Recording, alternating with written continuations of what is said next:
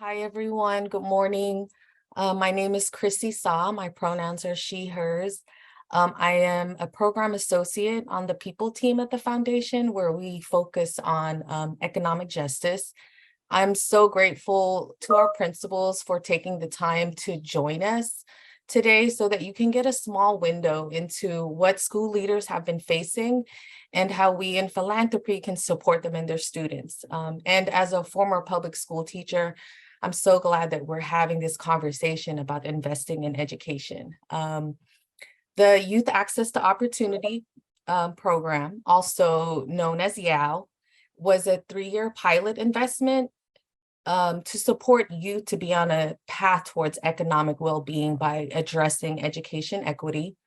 We wanted to look at what it meant to push power down to school site leadership and empower principals to allocate financial resources in support of 3 key areas.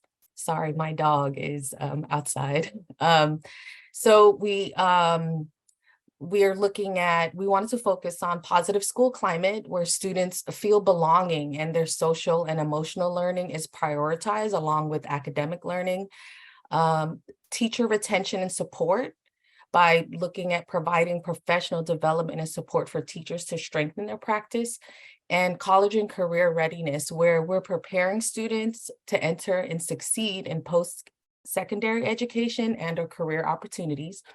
The YAL grant-making strategy was co-designed by San Francisco Foundation staff and educational experts. We chose 3 high schools most impacted by racial and economic equity in Oakland, San Francisco, and West Contra Costa school districts: Castlemont High School in Oakland, Burton High School in San Francisco, and Kennedy High School in Richmond. Our first year, midway, the pandemic happened, and we saw how YAL funds were really critical in meeting like the most urgent needs of students and their families who were dealing with health risks, food and economic insecurity, anti-Asian hate, social isolation, and other mental health needs. So you're about to hear about the 3 phenomenal leaders that were supported by YAL. And I'll turn it back to Fela to introduce them and start our conversation off. Thank you. Let's see, before I get us going, I think I'd be remiss in naming a couple points of connection. I think Chrissy, you skipped naming that. Tell me if I'm wrong, but you attended Kennedy High School, so have a personal relationship with some of this work. Yeah. Yes, Sorry. yes, thank you. Very personal. I went there to Kennedy High School as a freshman back in 1995. And I just want to just share a personal gratitude as well. Michael Scott from Castlemont and I go way back, and I'm grateful for having had a relationship with Castlemont High School for about 6 years, and getting to overlap with Michael. So grateful. Some of this feels like just getting together some folks in education who have some experience who want to share. So grateful to be here. In that note, just want to turn it over to do some introduction of the principals. Sorry, so I was going to come up with a really cute, interesting check-in question, but nothing super amazing came to me. So I'm going to go with a good oldie, which is if I could ask each of the principals to introduce your name, the school site that you're at, and if you had a superpower related to education, what would that superpower be? And knowing and having worked with school administrators, I know y'all are constantly dreaming about how to change things and make it better for your students. So I hope this is a good check-in question, lets you live in a realm of some magical realism. So if I could start off with you, Jared. Yeah, name, if you could also share your pronouns, your school, and yeah, just the superpower, what would it be?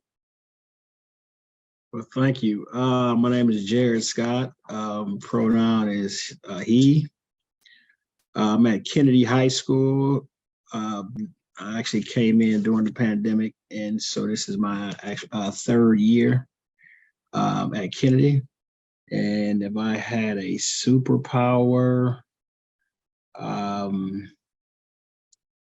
Yeah, maybe I don't know. Maybe I'll be the Black Panther. I guess I'll fight off evil and poverty and those sorts of things.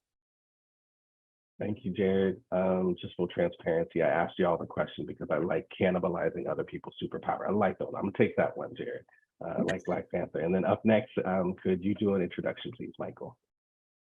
Again, name, pronoun, school, and superpower. All right. First, can you hear this background noise? We cannot. Good. Okay. If there's a band playing and someone chanting, and as long as you can't hear it, we're good. I'm Michael Scott, he, him. If I had a superpower, this may sound a little sinister, but it's all, it would be mind control. Because I'd love to be able to get into the mind of a teenager and help them see the future so that they could see the impact that the decisions that they make as young people would have on them when they got older. So that would be my choice superpower. I wouldn't make them do anything illegal. Thank you, Michael. As a parent of 2 teenagers right now, I know how magical that is, because that is so, getting teenagers to think further than the next day is a big deal. So, and up last, but definitely not least, Suniqua, could you introduce yourself, please? Name, pronoun, school, and superpower. Hello, everyone. I'm Suniqua Thomas, the principal of Philip and Silo Burton Academic High School in San Francisco, better known as Burton. And my superpower, very selfish at this point, I would like to be able to just multiply the very quality teachers that we have on site. Since we have so many vacancies, I would just want to multiply them, give them different hairstyles, but multiply them. Yes. Thank you, Suniqua, for that hairstyle comment. I'm picturing all these amazing, phenomenal teachers with the Mr. Potato Head hairs getting swapped out. Thank you all.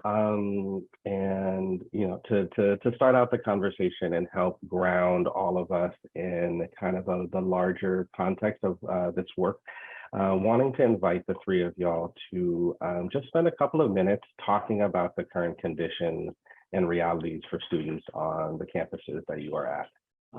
Just a couple of minutes to help ground the audience in kind of the relevance and the importance of this additional funding and these resources for the communities that y'all serve.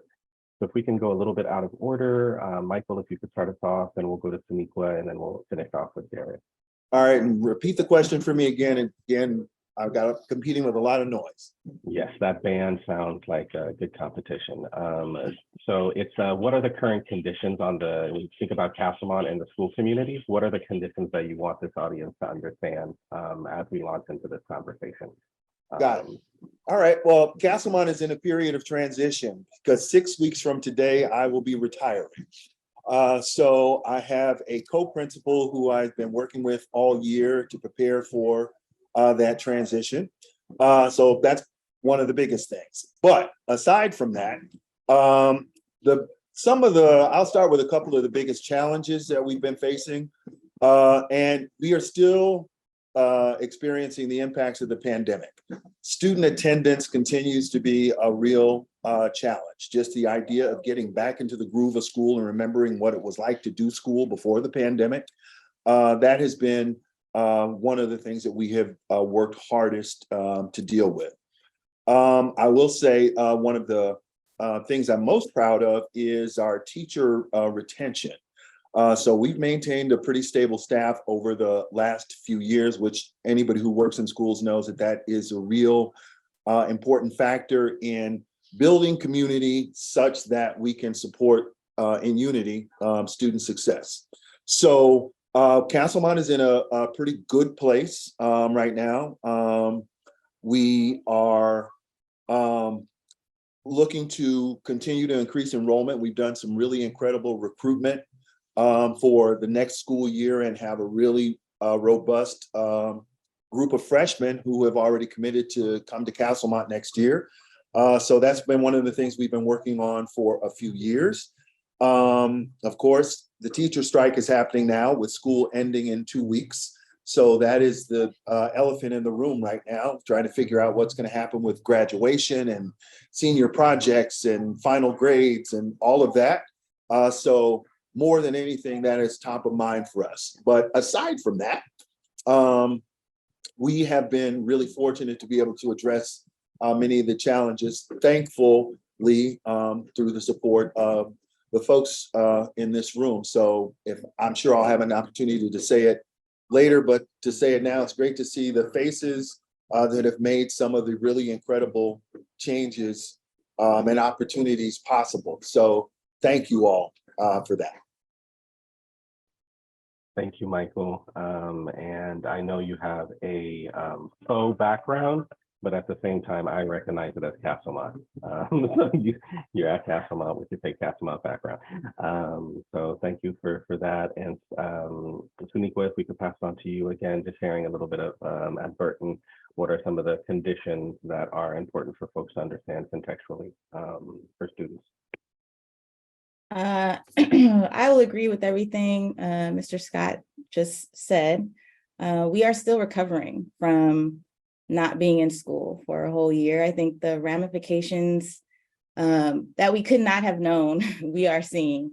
I feel that our students, it took a real big toll on them. Their social, emotional, mental health has been really impacted. So we see more students with anxiety, more students with depression, more students with suicidal ideation, which plays into the attendance. The attendance is down, which is very crucial because we know if you're not in school, what are you doing? What are you learning? How are we growing that brain?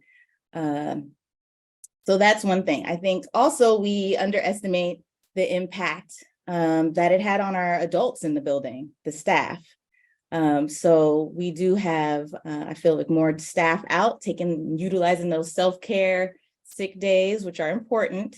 But we also, in terms of Burton, we're going to have a big turnover in staff next year. I think people are reevaluating their lives and San Francisco is expensive. I'll just put that out there. And the staff that are leaving, our site, it's not because they don't love the kids, the community, the school.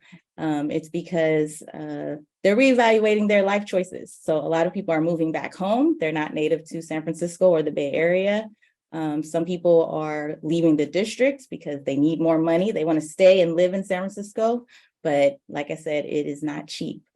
So those are, I've put it all back to the mental health of our students and the staff in the building. That's the major, I think, concern right now.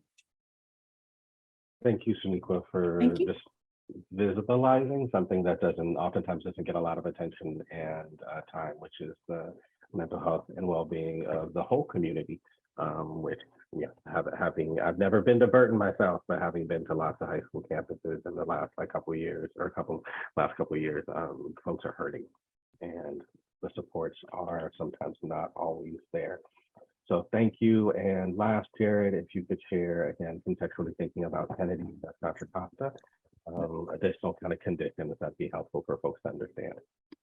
Yeah, it sounds like Michael and Suniqua will work at Kennedy. I mean, everything they just said is really a kind of a reflection of what we're going through. We're about 850 students, about 40% English learners, about 20, a little less African-American, and most of our students nearly all of our students are receiving free reduced lunch.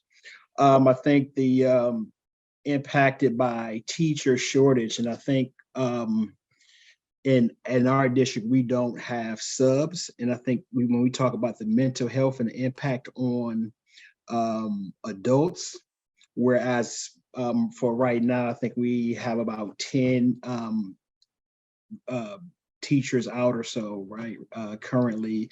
And since we don't have subs, teachers rotate on planning periods covering. And as a teacher myself, I can't fathom this reality. I can't fathom going 2 years without a planning period, knowing how important that was to me, knowing what I had to do to be prepared to be able to stand in front of my students each day and deliver my best, what it took, and that these teachers are deprived of that. that they don't have that opportunity to plan daily to multiple years of doing this. And I think it really impacts the mental health of the staff. I know my other two colleagues spoke about students, so we know what that looks like, but I'm saying the impact of the staff is pretty heavy. Whereas you may have a staff blow up once over something small, and they come back later and apologize and met with the staff, not understand what he was kind of going through. So we were able to kind of talk through it. But providing services as well for staff is something that's is needed. And then finally, we had an incident yesterday, or was it a couple of days ago? And so we had like not grief counselors, but we had counselors up at the school kind of supporting students, and the number of staff who took advantage of those services was really eye-opening. Thank you, Jared. I don't think it's a surprise for a lot of folks that the conditions and realities that y'all are talking about are shared across the campuses. In a lot of ways, y'all's three schools are a micro, I'm sure a reflection of a lot of what's happening within a lot of schools within the country right now. And so I'm grateful for y'all visibilizing it. In particular, this just want to reground everyone. And what we're about to explore is some of the work that happened over the last 3 years that was lightly supported by the San Francisco Foundation and the partners and the folks that invested in it, and then implemented by the three of y'all and like the teams that you work with. And I think an overarching dynamic that I just want to visibilize and name is like the lack of resources within our school system is a fundamental issue and problem. That in a lot of ways, was trying to see how if we get resources directly to school sites, directly to decision-making bodies on the school campus, if those strategies and ideas, if they're responsive to the folks on the ground, could have the impact that we all see would be helpful with more resources coming into the school system. So just casting this under-resourcing, California being one of what I think we're still like the 6th largest economy in the country. And yet we are still one of the lowest funders of education out of every other state in the country. On top of the fact that this country doesn't invest in education per capita like maybe some other countries might otherwise. Anyway, so that being said, wanting to start zeroing in on some of the strategies that were explored. So Principal Scott, if we could start with you. Again, lifting up that there was a lot of work that happened on the campus, and that in particular YOW funds were able to help kind of support some of the teacher support and retention. So if you could speak a little bit about how those resources were used, and just a couple minutes to share the impact and how that helped.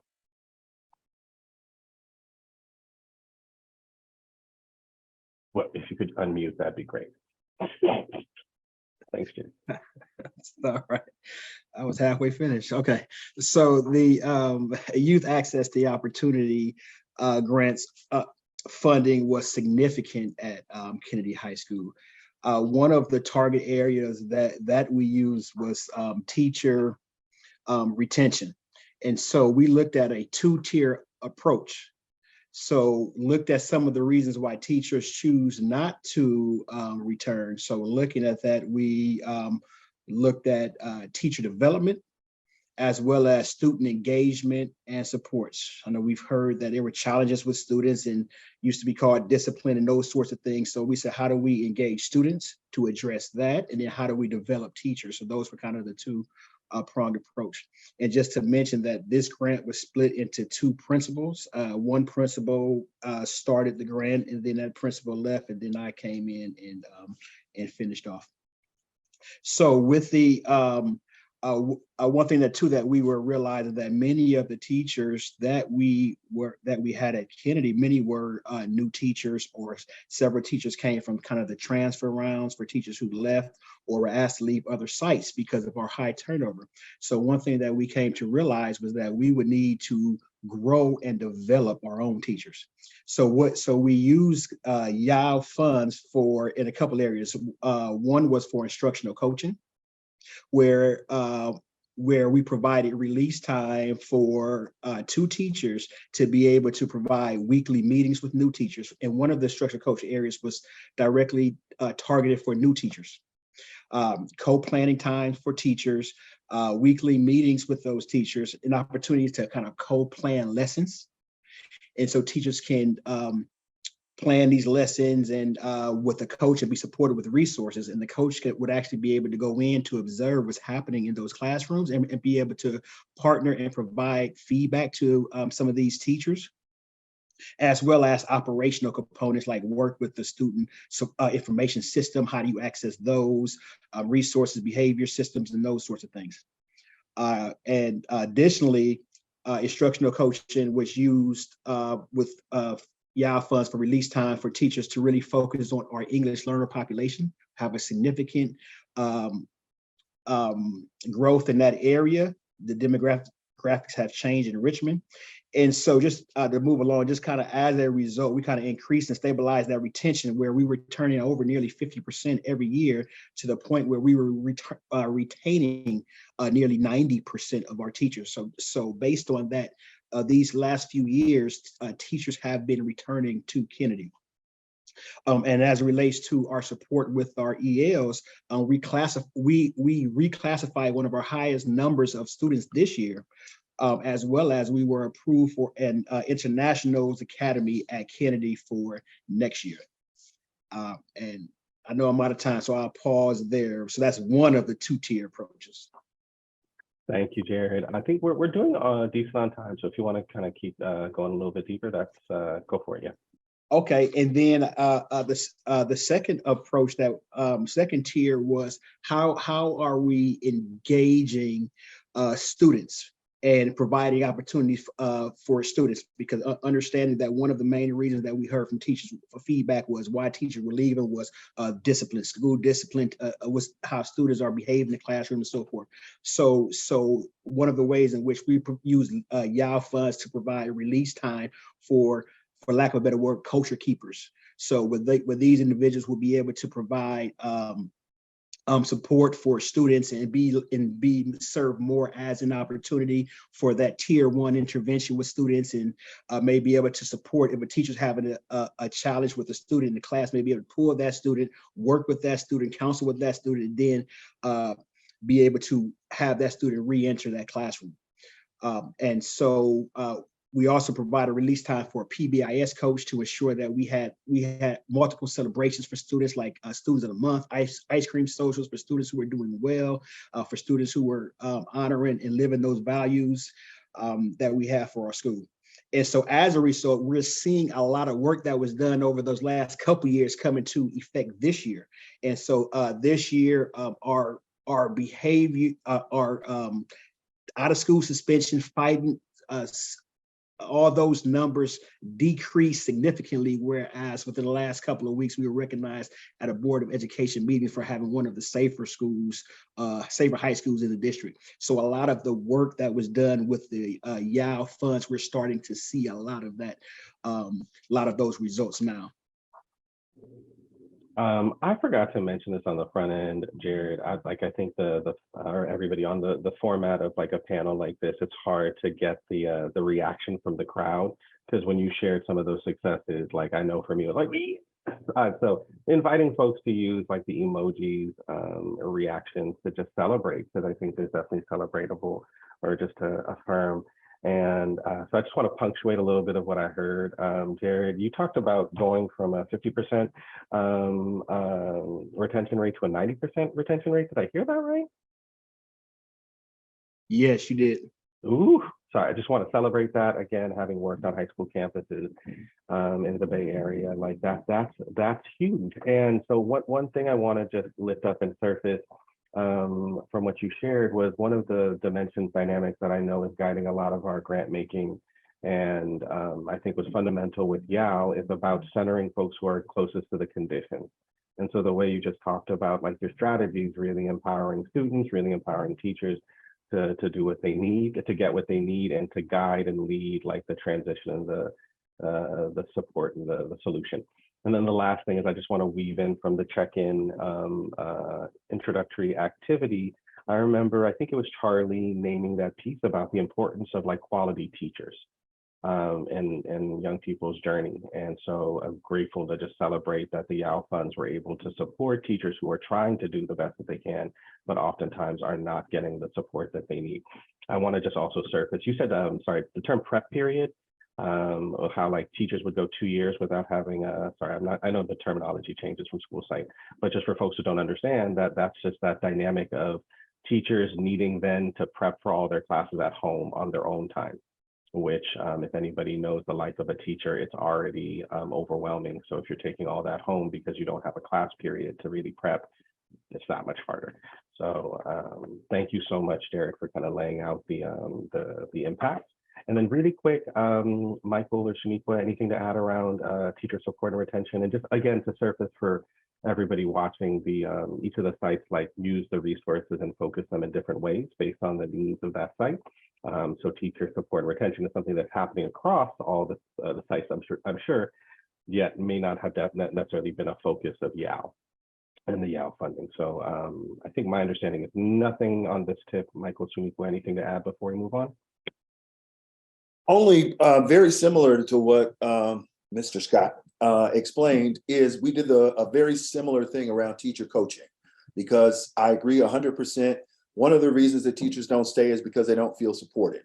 So in conjunction with the new teacher support program that exists at our school, which has every new teacher in a weekly meeting with one of our coaches to navigate all of the school systems, to troubleshoot, to meet with, talk with colleagues about strategies for student engagement, et cetera. We also provided resources for some one-on-one coaching for new teachers, which is a similar strategy that helped support the increase in our own teacher retention rate. So I want to echo that as a really effective approach. We did a similar thing. And the only other thing I would add is, something smaller, but that can have a significant impact. It's very often difficult for us to buy food.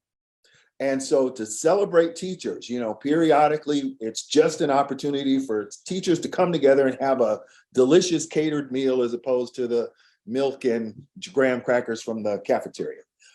So we were able to do that a few times as a result of these additional resources. So, little things like that can make a huge difference as well. Thanks for the addition, Michael. So I think we'll shift over to you, Shaniqua, and if you could share again, acknowledging that there's lots of other work that happened on the campus, but if you could focus in on the school climate and specifically mental health work and strategies that y'all explored at Burton, that'd be great. Okay, so in 2018-19, the previous principal applied for the YAL grant, and the application was so that we can use the funds for two people. One was a targeted supports counselor, and one was a literacy coach.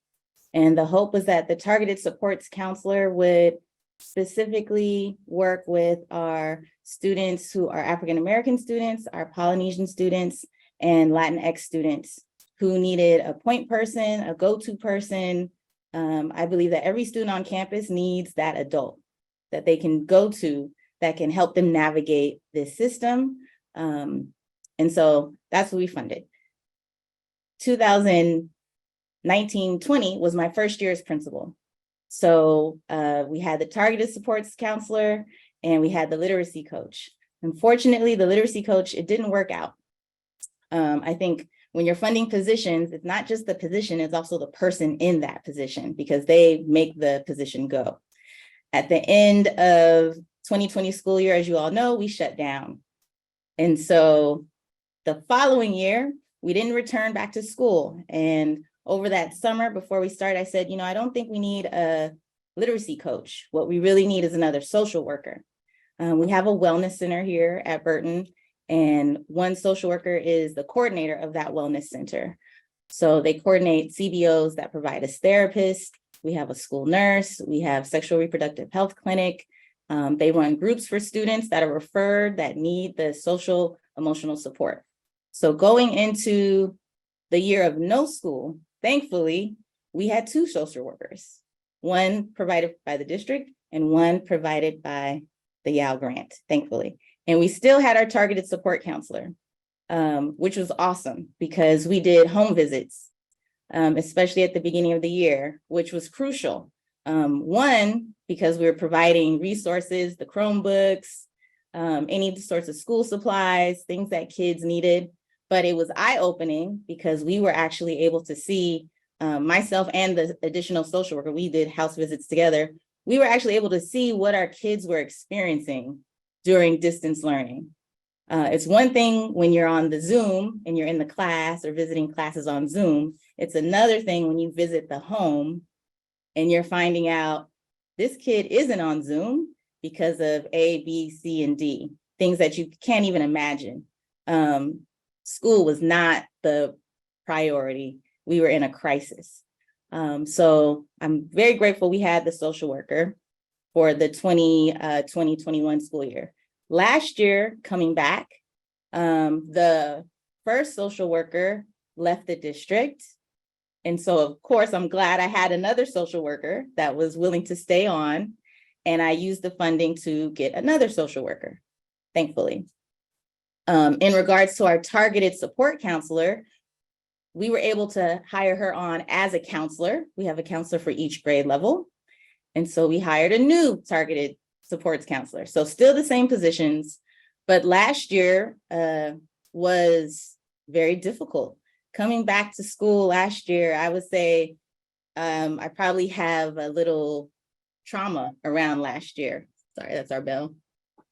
It was difficult coming back in person for our students. It was a crazy transition for them. So I'm glad we had, again, 2 social workers to deal with the things that I mentioned earlier.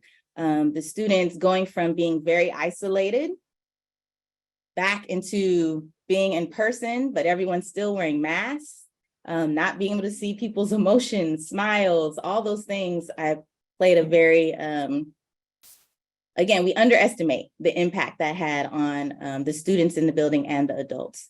So last year, again, I was grateful to have 2 social workers to help out with that, and the targeted supports counselor to just hug our kids, basically, not physically, like emotionally, socially, grab the kids, ask them what they needed. We definitely needed more adults in the building to help out. And moving forward, I know we don't have the YAL funding. I've purposely made sure we had it, tried to make sure, putting pennies together, that we had it in our budget. But the problem now is there are not enough social workers. So even though I put it in my budget this year to get another social worker, the previous one moved on, there were no social workers. Plenty of our schools don't even have 1 social worker, and I'm trying to get 2. So I feel like we need all the funding for us, we put into people to do the work.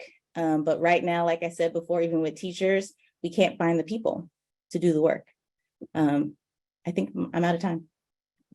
You are, but I'm captivated and riveted. And so if you were to keep going, I would probably just let you keep going, Suniqua. But with that, thank you, Suniqua, for naming all that. Like, I just want to, again, just for audience, connect to the intro activity and like reflections on what made for success.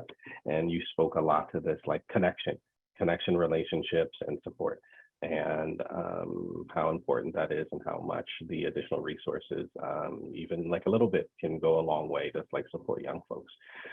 Turning it over to Michael or Jared, anything to add when it comes to a real quick reflection on school climate and mental health? Well, I think like Suniqua, we did invest in a people. Like one was we brought on a graduation coach who kind of worked with caseloads of students who may have gotten lost during the pandemic and those sorts of things to kind of bring them back to get them graduation ready. And so one thing too about the YAL funds, they were flexible as well and able to carry over from the next year. So unlike other funding sources, you didn't have to try to find something to spend it on that didn't make a lot of sense, that you can be intentional about how you spend it. And if you don't spend it this year, you can build that into your budget for the following year. Thanks for naming that, Jared. Like, I'm grateful that there was that flexibility. And so to move us on, and I think take us to our last area, just moving over to you, Michael, to focus on CASMON's work around early college and career preparation. I'll turn it to you. So we have, and probably the space that you previously occupied, Fela, Future Center, which is our college and career readiness center. And we have an array of community partners, community-based organizations that provide college advisors to us. So even, or also considering the transition that we've had to make since the pandemic, college application rates, dropout rate, all of those factors were impacted obviously by the pandemic. So we have made a really strong push to strengthen and support our college readiness programs. So as a result of the YOW grant, we have been able to maintain a really robust team of college access partners through UC Berkeley, the East Bay Consortium, and something else called the Destination College Advisory Corps, which is a team of about 6 college advisors who staff the Future Center full-time and meet one-on-one with primarily seniors, but also juniors to prepare their post-secondary plans, to help them apply for financial aid, complete scholarship applications, write their personal statements for college, and to, so I'll focus on that and then I'll get to supports for the underclassmen. And as a result, Castlemont this year was able to increase the number of students who would apply for financial aid by 18%, up to 76% of our seniors, which was higher than any other Oakland high school. So we're really proud of that fact because that rarely happens. You know, it's always some other school that gets celebrated. So we're really proud of that fact. We have a really great team that has helped us achieve that milestone. One of the goals that we've also had, though, is making sure that we have a 9th through 12th grade college readiness trajectory. The focus is typically, you know, on seniors and that last minute push to get those applications in, et cetera, et cetera. But we want students to be thinking about that in 9th grade. So one of the asks that we made of these college advisors that we're paying using YOW funds is that they have a schedule of events, informational sessions during advisory with 9th graders, 10th graders, and 11th graders to make sure that students are thinking about what happens after college, after high school, as soon as they get into high school. So we have an advisory structure so that students are in an advisory class for about an hour once a week, and there's a rotation. So a 6-week rotation, one of those 6 weeks is specifically around college readiness. So every student in the school gets college access information at least 6 times during the course of the year. One of the other goals was to get students off of our campus and onto college campuses to make sure every student at our school had that opportunity at least once, if not twice. YOW funds helped us to do that by paying for buses for those field trips to UC Santa Cruz, Berkeley, St. Mary's, et cetera, et cetera, et cetera. Students have had an opportunity to, and that also includes community colleges and vocational programs, because we understand that 4-year colleges are not going to be the desire of every student.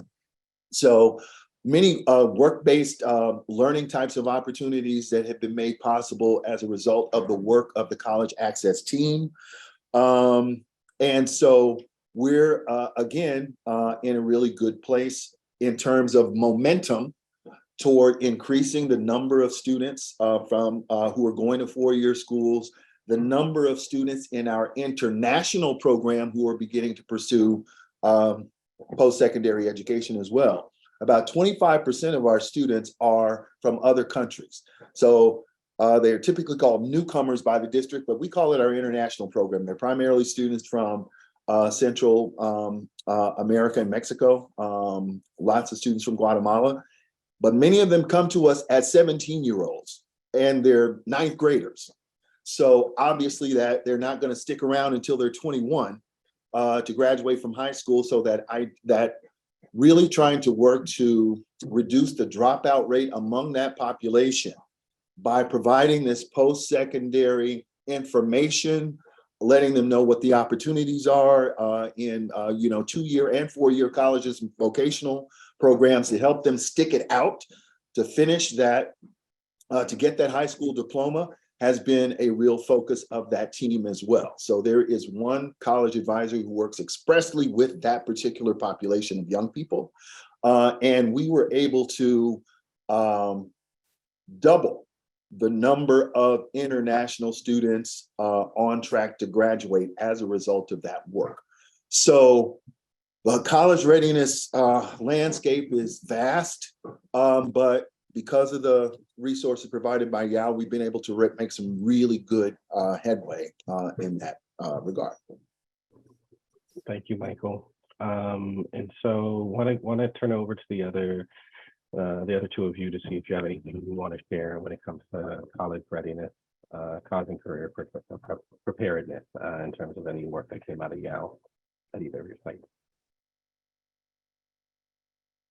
And again, no need to share, because again, just to contextualize for folks, I don't know if people can wrap your head around these figures, but YAL gave a chunk of funding, and when you think about a whole school budget, there's a lot more that these schools are doing. So just acknowledging and lifting up, I'm sure there's lots of work around early college career preparation that's happening at the 2 other sites, but may not have necessarily been connected to YAL. With that, I think I want to move us to start wrapping up so we can start engaging the audience a little bit around questions and answers. And so just really quick, if we could actually just start pulling back together. What we wanted to do as a way of helping to give people space and time to internalize everything you heard. Because hopefully, I know from my vantage point, these issues and these conditions and these solutions are all things that I know if I'm open to it, I can feel in my body. I can, that trigger a lot of emotions about seeing other human beings in pain, struggling, not having access. And so wanting to give folks a little bit of time in a smaller group. So we're going to break back up into the same groups that we paired off in. And inviting folks to just spend a little bit of time reflecting, again, 5 minutes. And the prompts are, what were the most impactful and hardest things for you to hear? And I really want to invite and encourage folks to lean into that discomfort, lean into the challenging conversation and surface that. And then after you shared most impactful, hardest things with your partner, feel free to talk through questions that you are coming up for you that you want to engage the 3 principles around. Welcome back, and hope folks got appreciated the opportunity to just connect and share a little bit more. Ideally, as a facilitator and a moderator, because you had some time to talk in pairs, that means you have thoughts, reflections, questions. And so now that you're in the big room, don't pretend like you don't when I ask you, because I know you were talking in your dyad. So all I'm inviting you to do is just take those same questions, thoughts, reflections, and gift everybody in this large room with what's going on in your noggin and what's going on in your heart, because it's going to be valuable for us to grow and learn. So Reggie, you're getting us going. We're going to switch to question and answer. So please start raising your hand. Feel free to drop things in the chat, and we can just flow this discussion until about 11:25. So go ahead, Reggie, kick us off. Oh, well, actually, Reggie, if you just give me a little bit of a pause. A question came up in the chat that I think is relevant for everybody, just because we didn't name the investment that this program, the dollars was $500,000 per school over 3 school years, which ended up being like starting in 2019, ending in 2022, but that's 3 school years. Go ahead, Reggie. Yeah, thanks. Yeah, and I wanted to thank the principals. I feel like, we often, thank people, members of the military for the service. I really think we ought to do that with educators as well. So yes, thank you for your service. It's a wonderful thing that you've done with your life and your time. I wanted to ask about work-based learning. Because I think there's so many. I was really moved and troubled by hearing about all the fallout from the pandemic and the adjustment to life after. Well, I don't know if we're after, but now the students are back in school. But I know that work-based learning, from my experience, was an opportunity for a large kind of part of the community to get involved in the students' education, and for teachers to work with people in business and various other, in life, in work, getting kids exposed. And I'm just wondering how, COVID has affected opportunities for the community members to be involved in work-based learning, what challenges that has presented for you all. That's my question. Thank you for the question, Reggie. Suniqua, Michael, Jared, anybody want to cover that? Sure. One of the things that there's a person here who is our work-based learning liaison. Her full-time job is to create WBL opportunities for young people. During the pandemic, obviously, it was very difficult to get young people out into the community to work. So what we did was created opportunities here at school for students to work. So Castlemont has a 1-acre farm.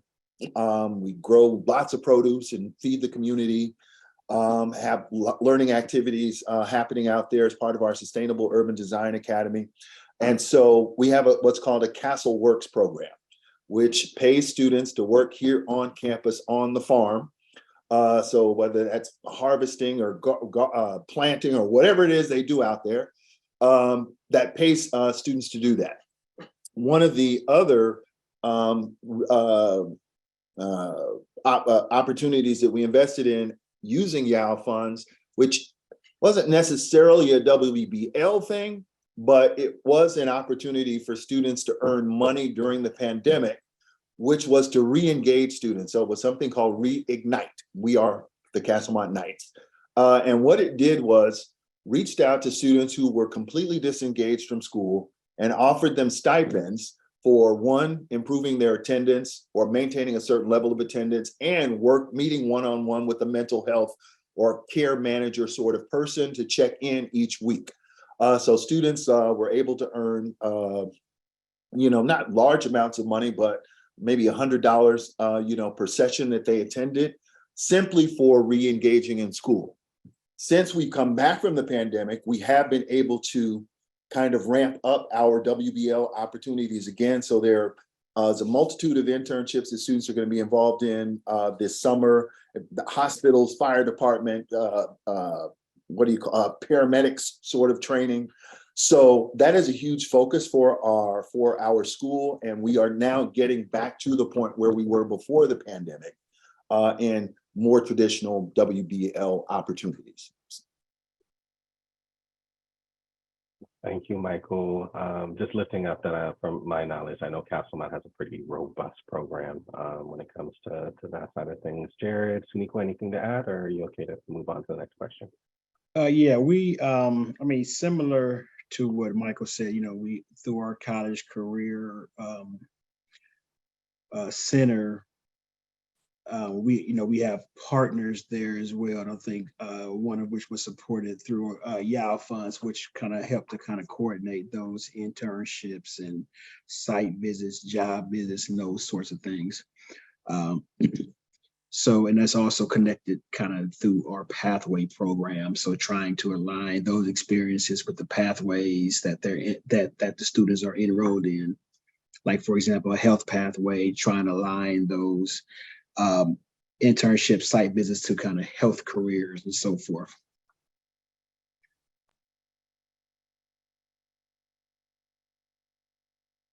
Thank you, Jared. That mute did not want to come off mute. Yeah, I think I saw a hand from Gail. Was that your hand? Yeah. Before. Hello. Well, first of all, I have to say my reaction button wasn't working because it would have been flaring throughout that. What amazing. And I loved Reggie's comment that we should applaud you guys as much. Perfectly wonderful, which was what the program was designed for. So I have a question for you, because part of the YAL funding was to give you as principals, you get to decide fairly openly what your need is, and you got unrestricted funds, which is unusual to deal with it. Which sounds like you guys all did amazing uses of it and had great effects. So maybe one, give it a sense of what it enabled you to do that you couldn't have done with regular state dollars, to think about that model going forward, but also what are you going to do going forward? And Sonequa, we kind of heard some of the dilemmas of going forward with funding, but does it open avenues for you for other funding? So 2, what did it allow you that you couldn't do with regular funding? And 2, how you'd continue it? Thank you for the question, Gail. Jared, Sonequa, Michael. Anybody want to I start us can off? say, like I said, I tried to put it together in our budget. It is in our budget for next year to hire another social worker. So I was able to piece it together. We'll see how it looks in the fall. But I would still like to have another targeted supports counselor. We weren't able to fund that position still. Like I said before, I feel like every person needs their person in the building. And our students need a lot of support. We need, for example, we don't have a PBIS coach, someone to focus on just the culture and climate, the things that kids need, those carrots for all the things we ask them to do. There needs to be an immediate carrot, something that they're like, I'm doing this, maybe not for myself, but I'm doing it for that, or I'm doing it for you. And we need a person to coordinate those efforts. Someone who can also provide more interventions to make sure that our students don't drop out of school or have to go to continuation school. We have academic counselors, but they have, 300 kids on their caseload. We have special education case managers, but right now they have like over 20, people on their caseload. So we need someone that can, we need more people to help meet the needs of our kids and provide the interventions and support so that they can stay in school and stay engaged. So I don't know where that funding's coming from, if that's what you're asking. Yeah. So to add on to that, I think the question, was like, what did it allow you to do that we weren't able to do? I think one thing for us was able to allow an additional layer of support.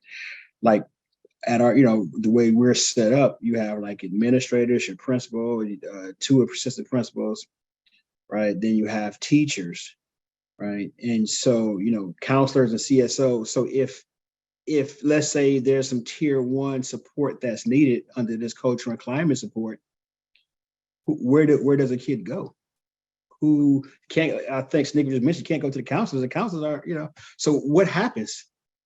So is that the CSO, right? And so there's not a layer of support that doesn't require all the time an administrative referral that can be addressed just with that interaction.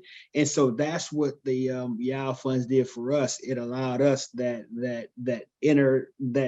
support between kind of principals and teachers. So kids, those needs can be addressed, right, immediately and in real time, and kids can be re-entered into the classroom. Where they're not sitting for half a day waiting on the principal to come see them. And then I think the flexibility allowed. I think we had a one situation. I think the West Contra Ed Fund was kind of holding our funds, and I think we put in a request for something, and the Ed Fund kind of restricted us. So, well, I don't know if we can. So I called Chrissy, and so Chrissy told him, let him do it. And so it really benefited our campus, and what it did for our student support was amazing, especially coming out of out of COVID. She kind of just that one call eliminated all the red tape and then allow us to do what we had planned. So that's what that funding does. Great. Anything to add, Michael? No. Very similar. We were able to provide a support person that we would not otherwise have had. And how do we maintain it? Well, we had to sacrifice something else because we recognized that was important in helping us get where we wanted to get in terms of school climate. So similar. Great. Can I jump in, Fela? And I want to just share something that I noticed over the 3 years with the YAL funding was that the principals were able to really lift up and value the teachers that were already in the building, the people. So for example, you know, when Mr. Scott at Kennedy, when they were working on their professional development, they were able to like highlight the strong teachers in the school and use them to, you know, to support the other teachers. Also, I think that Principal Thomas at Burton, their mental health counselor was, you know, someone like from the community that went to school there before. And so, you know, there are amazing people already in the building. And I saw YAL funds being able to like uplift the people that are already there, that are caring, that are doing great work. And so also Mr. Scott, like some of their case managers, you know, were former students. And so when I went to also visit Castlemont Farms, and saw like there were former students that were working as the coordinators of these programs. And so I just saw like how amazing the school community was and how like the principals were able to utilize those amazing people to connect with students and to uplift the work of the school. A deep appreciation for that little exchange, and just to pull back something that I think you said earlier, Michael, like the money, like y'all use the money for like gatherings and for food, and like the little things that that beyond the people and all this additional stuff, like I just want to highlight that as like an important thing. And Gail, thanks for the question, because I think so much of the learning that's been important for me in philanthropy has been the understanding of how important it is to give resources to folks, and the way you said it, Gail, without restriction, so that we're not defining how you need to use it. And like the example you gave, Jared, with that intermediary organization that's holding the resources, all it took was a phone call to be like, it's fine. Because oftentimes bureaucracies and structures just are really slow down process. And you know, so I'm grateful that these resources were able to be used in that way. So we still have time for maybe one or two more questions. Inviting the room again. You were talking in your dyad, so you complained about not having enough time. So bring that conversation into this room. Do you have any other questions, reflections coming up from folks? I had a question. Go for it, Charlie. Okay, so first of all, I love Roger's comment about thanking for service. When people find out I'm a Vietnam veteran, they often thank me for my service, and sometimes I just say you're welcome. Other times if it's a conversation, I say, well, you know, I really didn't have a choice. Why don't you find somebody who's teaching the inner city and thank them for their service? So this is an opportunity for me to thank these three principals for their service. I really value it and appreciate it. The second thing is I read an article on in the East Bay Times. It's within the last week. I meant to cut it out. It talked about the truancy levels. I believe it was just for the state of California, but the numbers were staggering. It was, I believe it was, and their definition of truancy was pretty, I mean, these were kids missing a substantial amount of school. And I believe the number was like 30%. And I'm wondering if these principals are experiencing that level of truancy. And, you know, if the kids aren't there, a lot of the support, I mean, you know, some of the money was spent on truancy, but not that much. If they're not there, how can you help them? Can you speak a little bit to how that's impacting your schools, your jobs, and do you see any solutions in sight? That's the first thing I started with when I spoke earlier, that attendance is absolutely probably the number one issue that we are facing following the pandemic. So truancy numbers are high. Understand also, like you said, the definition of truancy, you're truant after you're absent 3 days. 3 days without an excuse, you're truant. But one of the problem, in addition to students not coming to school at all, is students who are on campus who aren't in class. So when we talked about what I would do if I had additional resources, I'd bring another culture keeper to my campus, because our campus is huge, very well spread out. And I've got 4 campus supervisors who are now called culture keepers who are responsible for monitoring the entire campus. But one of the approaches that we are trying to take to reduce truancy off and on campus is kids have to want to come to class. So what we're offering inside the classroom has to be engaging enough for students to want to be there. School very often is taught the same way it was when all of us were in school. But this is a different generation of kids with a different level of access to information, a different level of interacting with the world. And so teaching has to evolve to match the needs of this group of students. So the whole idea of standing in front of the class and talking for 45 minutes is not going to bring every kid to class. So when we talk about experiential learning, getting kids outside of the classroom to learn, creating non-traditional sorts of classroom experiences, that is where the approach, I believe, has to be if we are going to reduce truancy everywhere. Thank you, Michael. I think we have time for like a quick response from Suniqua or Jared before we move to close. I think he pressure. said it. He said it all.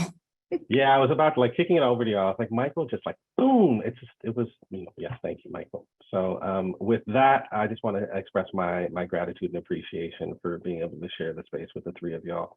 And I will turn it over to Nicole to move us to close. Great.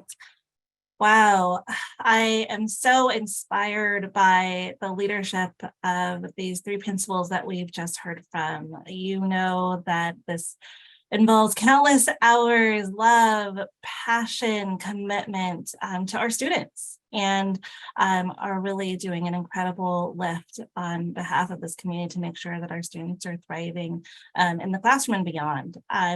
Hopefully you were able to take away some learnings, hearing about the challenges of the pandemic that continue to challenge our communities and our students.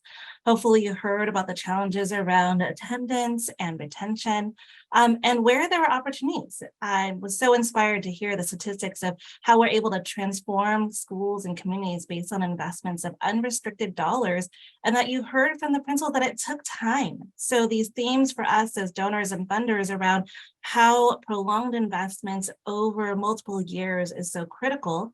And the other issue around unrestricted funding, so that there could be flexibility. We could never have imagined that a pandemic would come in a year into this 3-year pilot.